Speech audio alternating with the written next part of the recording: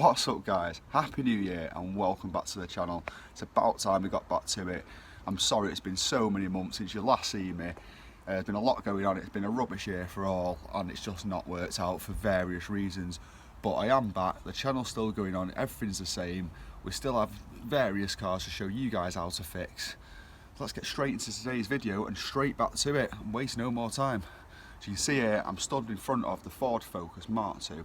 In today's video, I'm going to show you guys how to remove and replace the CV joint, which is just behind that wheel there. It's been making a lot of noise, and it's also a common problem on these. If you're getting a vibrating, creaky, cracky noise when you're turning and powering on and off, most likely that. But anyway, let's get into the video and we'll have a good chat, a good catch up. I'll tell you about the future of on-life cars and show you how to remove and replace the CV joint on this Ford Focus. Let's go.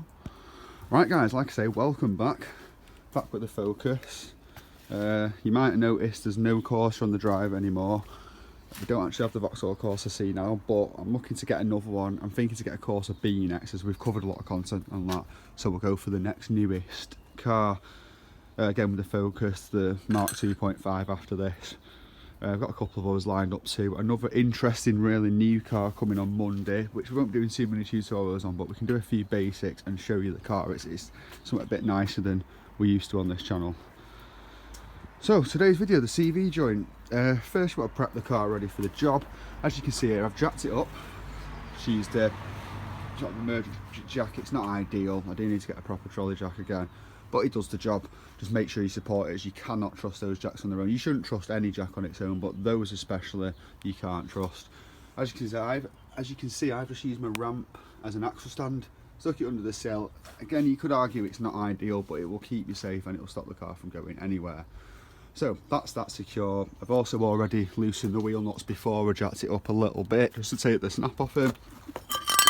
If you've got a brace like that, the braces are quite small and it's really tight, you can always stick a bit of pipe or something over it for some extra leverage. It helps a lot. That tyre is appalling, I know, before anyone finds it in the comments. Appalling, not acceptable. It doesn't get drove much, this though, at all. It's not a main car. Anyway, CV joint. So here we have a new CV joint. For those of you who don't know, this is the bit that sticks in the back of your wheel hub behind your disc and everything. And the drive shaft goes into this end, which turns your wheels off the gearbox.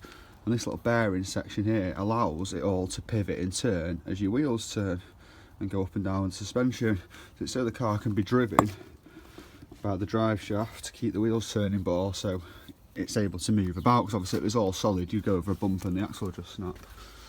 So that's what we're placing today, is the old one's making a right racket. So in these kits you get the CV joint itself, which is all one big chunky unit full of bearings in the back. Got a bit that goes into your hub and a bit that the drive shaft goes into. That's what the splines are for.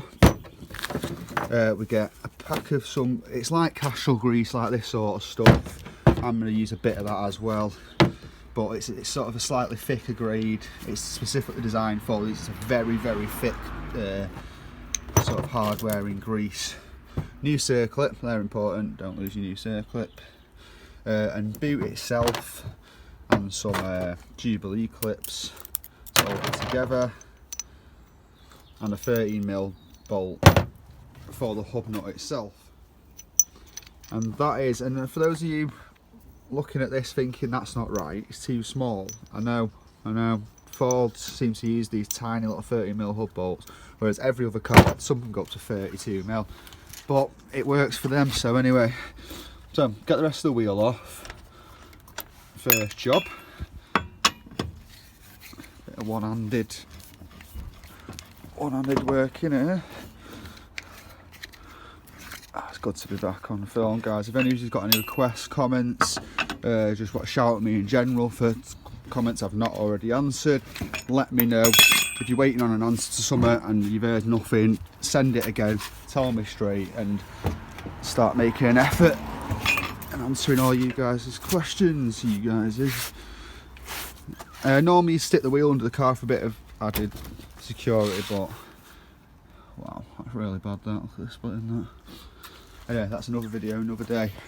So the wheel's off, revealing your 30mm hub nut. It's a pretty simple one this. Basically we're going to undo the hub nut. Might have to take the tie rod end off. I think you do have to undo this, and we can pull the whole assembly forward a bit and bang out the back of the drive shaft and drop the whole drive shaft with the CV joint on it. So this is your drive shaft that comes off the gearbox that turns the wheel, and that's the CV joint that we're replacing. Put it in there. So I'm going to aim to take the whole thing out, drop the drive shaft, and then we can work on it, you know, away from the car, and swap the CV joint over for that one, and just put the whole assembly back together. So anyway, the next thing we want to do is get this bolt undone. Don't be fooled, I know it's a small one, but it's going to be tight. Get a strong arm on it, or a bar if you have. I'm going to put a strong arm on it. Get that undone, and crack your tie rod end nut as well. I'll let you know the size of that in a minute, I can't remember exactly. Anyway, let's crack on. Alright guys, as you can see I've got a strong arm, 30mm socket on it, and I'll put that on there like so. I'll be honest, I've already cracked it off camera, but it wasn't that bad at all. Obviously that bar helped a lot, but it wasn't too bad.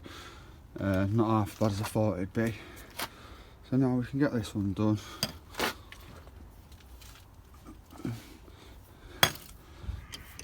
And also you want a size for the bolt for the tie rod end. I'm not trying to waste time, I'm trying to show a bit more of me actually undoing stuff, because I've had a few comments saying it's all well and good telling us what size ratchet or socket or whatever, but some people like to see it being undone and what a tool I've used and what technique and stuff. I'm going to try and show this a lot more, a bit more detail in the videos this year. But I know there'll be a few about, oh, we're just dragging the video out showing us undoing all the bolts, but I'm trying to make it clear for all. So, old hub nut out. Don't just chuck it, because you never know. It should be exactly the same as that, and you should be able to use your new one, but keep everything for the minute. So that's disconnected, just to show you what's going on here. That's now disconnected. That bolt goes into there, that's on the back. So you've now disconnected the hub and drive shaft, in theory, from the CV joint and drive shaft from the hub. So all we've got to do now is, if we can pull this out away from the drive shaft, which they obviously want to take the tie rod end off, we should be able to pull the whole drive shaft out. Now we might have to get to the other end of the shaft to knock it out with a fork or a prong or something, but I'll show you that as we get to it. So for right now, I'm going to look at undoing this, which is that also a 13? No.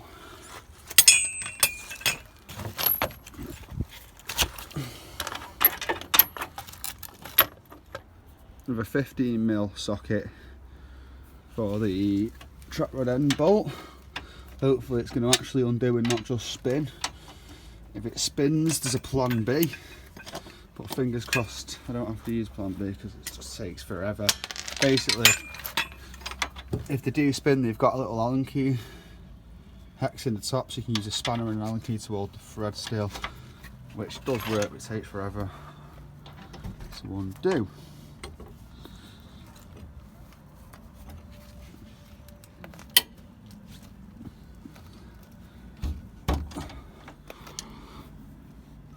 As you can see, that come undone quite easy, but I did do the clutch on this not long ago, and I undid all this to pull the drive shafts out, so it has already been off once. What I'll do is just get a 15mm spanner and turn it just to check that the thread's not spinning, otherwise we'll be here all day.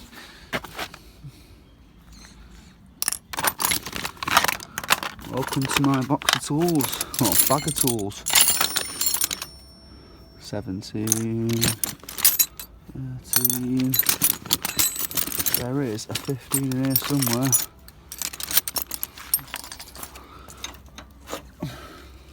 Yeah, so we can confirm that the thread's not spinning, which is good. Make our day a lot easier.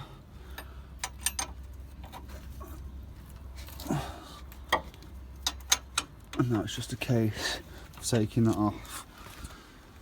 What we'll do is grab the ratchet and speed it up a bit so as not to waste too much of your time.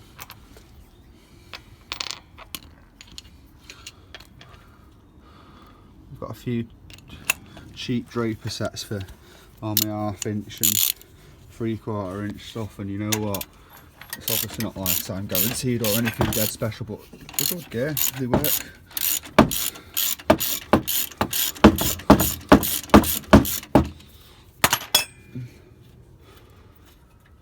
So that off.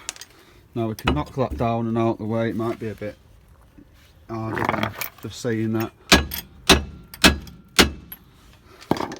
Yeah, it's going to be tight, that. Basically, I need to pop that off now. It might just be a case of...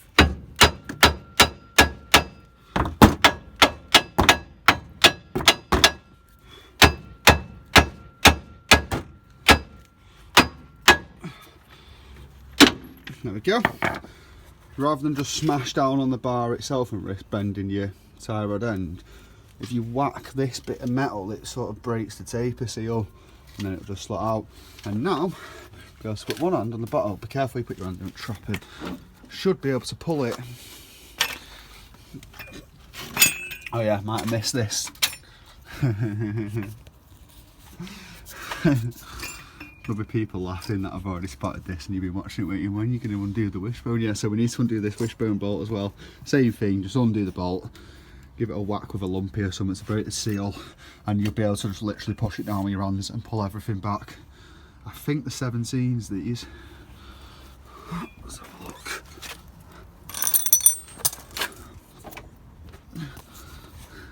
Can't believe I forgot about this one, guys.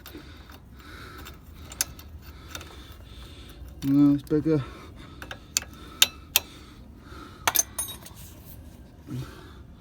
Yeah, if I remember correctly, I had to do these when I did the clutch with a adjustable. But I do want to know the size to tell you guys. Might be a 19.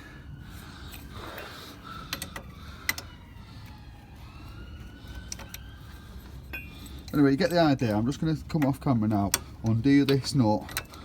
If it's really tight, it's never been off before, get a strong arm or a big bar on the end of your spanner or adjustable, whatever it is, because it will be tight to start with, but not impossible.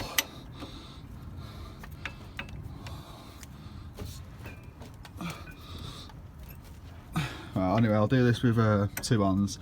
So I'm going to get that nut off, and then I'm going to hit this bit, not the thread and not the actual wishbone bit, this bit with a lump hammer to break the taper seal, and then it will literally pull down with your hand. If you can't pull it down with a very slight tap on that down and it doesn't move, it's still sealed.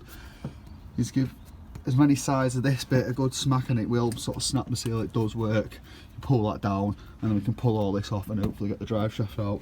Sometimes you have to put a fork in this end of the drive shaft to prise it out, but I'll show you a little technique for that as well in a second. So, let's get this off. Alright, we have it off the car. Another slight problem, but we'll concentrate on what we're doing for the video for today. So when you do this end, don't yank it. Get a fork or a chisel, like I've used like a builder's chisel, behind that bit there, that goes into the gearbox. And as you can see, there I'm sort of prising it out, so you pull that bit out that's still in, because as you can see here, I don't know how I've done it, but I've pulled it clean out the end. I don't know if this is broke or not now. I'm hoping it can go back together, but I could have just knackered the other CV joint potentially. Well no, it's not safe. I think they're straight, they don't bend the same, they don't have the same bearing setup, they're a simpler design, that end. But anyway, this end is off the car at least. So now we've just got to get this shaft, this CV joint off this shaft. First thing we're going to do is undo these 2 clips. These are these one-use Jubilee clips, so just get a flat screwdriver or something, prise them up. I'll try and do that now on the camera.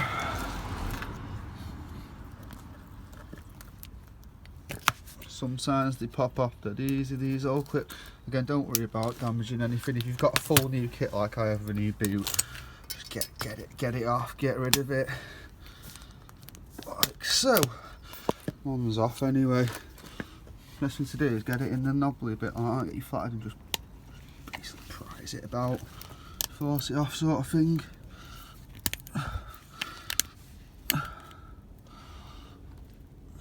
But you get the idea anyway. I'll get that side off, pull this rubber out of the way. You can cut it off if you really want to, but I mean, like this rubber, there's nothing wrong with it, there's no splits in it, so I would just get it off neatly, and you've got a spare rubber then in case you need one for the other side. Say if tomorrow the other side splits and you've got a spare one for now. So anyway, I'll get all this off, revealing just the CV joint, and then we'll look at banging it off the shaft itself. Right, I've skipped a little bit there guys, but I'll just explain it quickly as it started snowing, so I just wanted to get the new CV joint on so we can reassemble. So, I started off by hacking away at the rubber, getting the 2G bleed cuts. I pulled the rubber back off the shaft, which left just this bit. As you can see, there's the old one on the end of the shaft. I literally held the shaft in the air and smacked down with a lump hammer until it flew off. I then got the, I can't show you because it's on the end of the extra drive. There's a little circlip, the little clip that showed you the set that goes around the end of the shaft itself. So I got the old one out, put the new one in, and the new one sort of squeezes in as you push it into the new CV joint. There's a little recess in there that the circlip can pop back into, and that keeps it secure. Also make sure you put your boot on the shaft before you put the CV joint on, or you'll be knackered. Put this rubber onto the shaft first, squirted all the grease into the new CV joint out my little grease pack, slid it together, knocked it down, make sure it all clips in properly, and it's just a case of getting the rubber boot round and sealing them up with the 2G bleed clips, and that is your new CV joint on.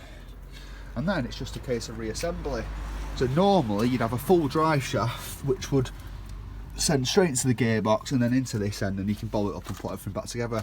Obviously I've pulled it apart at that end, so for the purpose of this video I am just going to slide it back in to connect this end to show you guys how to finish the job, but I will have to sort that out separately myself and connect them back together. I might take that off now actually and connect them together first and put it back as one full unit. As you can see, the snow is falling, if you can see it on the camera.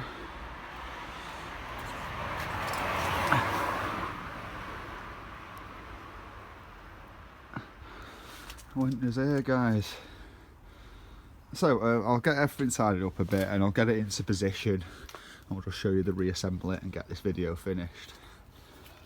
Right, we've got the drive shaft all back together, got my clips on the end properly and tight, everything's greased up. I've just greased up this end and the hole that it's going into in the back of the hub. So first thing I've done is slid that end back in. I put all that back together. That's back in the gearbox. Sometimes you have to give it a couple of knots to get it all the way in, and then it's just a case of lining this up with the back of that and getting it in. So I'm going to jiggle about with two hands now off camera, get it in place, and we'll show you how to bolt it back up. Alright guys, back together. So got the shafts back in both sides, into the gearbox, back into the hub, a 13mm bolt in and tightened quite tight on the bar. Don't go mad though, don't hang off it, make sure it's tight. If you want official torque ratings for all the bolts I'm about to mention, let me know in the comments below and I will let you know. We've got the 15mm for the tie rod end or track rod end for your steering, back on and again tight. I'm just in the process of tightening up the 23mm it is, even though I can't get a socket on it. I've had to do it with an adjustable or a spanner if you've got one that big. For your wishbone, that ball joint, get that nice and tight, and then just double check everything's good and you know there's no play anywhere and you've done the job right basically. We can put it back together. If you've got an oily brake disc like me, stick a bit of brake cleaner on it or something and clean it up. If you don't have brake cleaner and you're worried about your disc brakes being oily, just use some fairy liquid, it'll do. Just get the grease off it, and that's about it really. That's your CV joint back on. I'll end the video properly inside the car, get it back together for now.